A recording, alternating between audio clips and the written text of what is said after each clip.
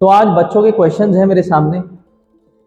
सबसे पहला क्वेश्चन मुझे आया है कि सर क्या अटेम्प्ट रोक कर देने में फ़ायदा होता है या एक साथ देने में फ़ायदा होता है। कुछ बच्चे हैं वो कह रहे हैं कि सर इस साल प्रिपरेशन इतनी अच्छी नहीं हुई है, हम सोच रहे हैं कि एक साल ड्रॉप करें, एक साल ड्रॉप करने के बाद एग्ज़ाम देते हैं। तो इस क्वेश्चन को मुझे लगता है कि पूरे इंडिया के अंदर बहुत सारे स्टूडेंट सोचते हैं, ना केवल आप लोग, बहुत सारे ऐसे हैं जो अलग अलग इस क्वेश्चंस को नज़रिए से देखते हैं और अपने यूपीएससी प्रिपरेशन को उसी तरीके से मॉडिफाई करने की कोशिश करते हैं। देखिए, मेरा ऐसा मानना है कि अगर आप यूपीएससी प्रिपरेशन के अंदर आए हैं और आप एक सीरियस एस्पिरेंट की कैटेगरी में आते हैं, सीरियस एस्पिरेंट का मतलब यहाँ पर है कि ऐसा बच्चा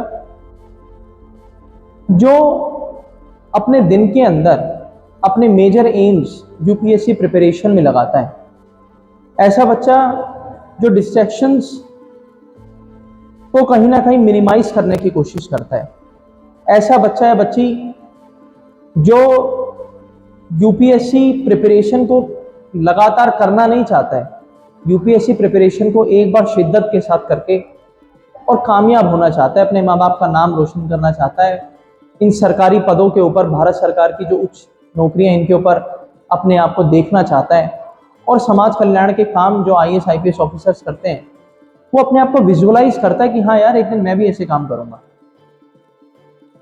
तो वो होता है एक सीरियस एस्पिरेंट। तो सीरियस एस्पिरेंट की एक पहचान होती है कि वो प्रोक्रेस्टिनेशन से कोसों दूर होता है, वो प्रिपरेशन भी टारगेट बेस करता है, घंटों के बेस पे प्रिपरेशन नहीं करता है। क्योंकि जब हम घंटों के बेस पे प्रिपरेशन करते हैं तो हमें लगता है कि इस साल हमें 3 महीने ही पढ़ने के लिए मिले हैं, चलो अगले साल एग्जाम नहीं देते, उसके अगले साल देंगे। कुछ कहते हैं कि इस बार तो मेरी कोचिंग पूरी हुई हुई 1 ही महीना हुआ है, अभी तो मुझे 1 साल रिवीजन करने में लगेगा, चलो 1 साल रुक करके एग्जाम देते हैं। तो मुझे ऐसा लगता है कि वो सारे ही मैक्सिमम इनमें से जो बच्चे होते हैं वो एग्जाम के लिए अनफिट होते हैं, उनका एग्जाम कभी नहीं निकलता। उसका रीज़न क्या है? उसका रीज़न ये है कि यूपीएससी एग्जाम एक थ्योरी का एग्जाम, एक एकेडमिक एग्जाम नहीं है। ये एग्जाम सबसे चीज़ जो पहले आपसे मांग रहा है वो है कि आपके अंदर सक्षमता कितनी है, आप कॉन्फिडेंट कितने हैं, आपकी पर्सनैलिटी के अंदर एक कॉन्फिडेंस की लेयर कितनी है। आप 3 महीने पढ़ने के बाद अगर एग्जाम से डर रहे हैं, दैट कंप्लीटली शोज कि आप अनफिट हैं एग्जाम के अंदर। क्योंकि आज आप आईएएस की प्रिपरेशन कर रहे हैं, कल आप आईएएस ऑफिसर होंगे और सडनली रात के 12 बजे अगर अर्थक्वेक आ जाता है और आपको कॉल्स आती है मल्टीपल कि आप अरेंज कराइए, आप मॉनिटरिंग कीजिए, आप इवैक्यूएशन करवाइए, आप उस चीज़ को कंट्रोल में लीजिए, आप तो ये कहेंगे कि मैं प्रिपरेशन मुझे करनी है इसकी, I am not prepared. That completely shows that you are unfit for the service. That completely shows that you are not a person who can be fitted in such reputed, prestigious job profiles, IAS, IPS and so and so. तो अगर आपको exam में successful candidate बनना है, इस exam को crash करके rank लानी है, तो सबसे पहले आपको कॉन्फिडेंस बढ़ाना होगा। और उस कॉन्फिडेंस को बढ़ाने का एक ही तरीका है कि आप एक सीरियस एस्पिरेंट बने। और सीरियस एस्पिरेंट आप तभी बन सकते हैं जब आप टारगेट बेस्ड स्टडी करेंगे। टारगेट बेस्ड अगर आप स्टडी करते हैं तो आपके पास अगर 3 महीने भी हैं तो उन 3 महीनों के अंदर भी आप टारगेट वाइज सिलेबस को कंप्लीट कर सकते हैं। उस सिलेबस को कंप्लीट करके एग्जाम से एक दिन पहले आप अपने आप को ये बोल सकते हैं कि I am confident enough and I can easily sail through because the cut off these days is going just 50%।